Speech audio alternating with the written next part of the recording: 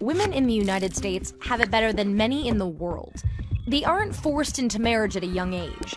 They can leave the house without their husband's permission. They can pursue an education, serve on a jury, and vote. But there are ways the US lags behind other nations. For starters, roughly 84% of countries, including Afghanistan, guarantee gender equality in their constitutions. The US Constitution does not.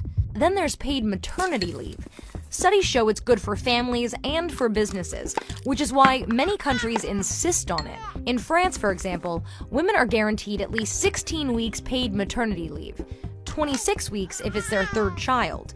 New moms in Estonia get 2 full years of paid leave. Only 4 countries in the world do not guarantee any form of paid maternity leave. The United States is one of them. It's the only high-income developed country that doesn't. According to the World Economic Forum, the US ranks 65th out of 142 countries in wage equality.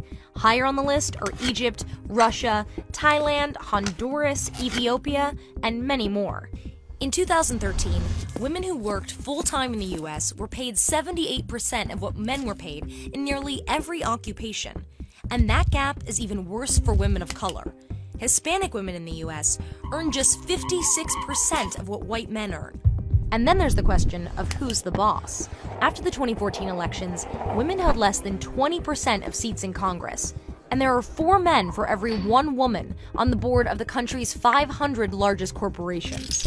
Norway was the first country to instate a quota for corporate board seats, saying women had to fill at least 40%. Other countries like Spain and the Netherlands followed suit. Today, women in Norway occupy 40% of board seats on public companies and make up 40% of parliament.